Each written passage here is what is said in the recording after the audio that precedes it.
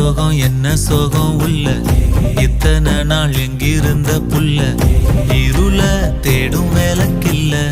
ஒளியா வந்த எனக்குள்ள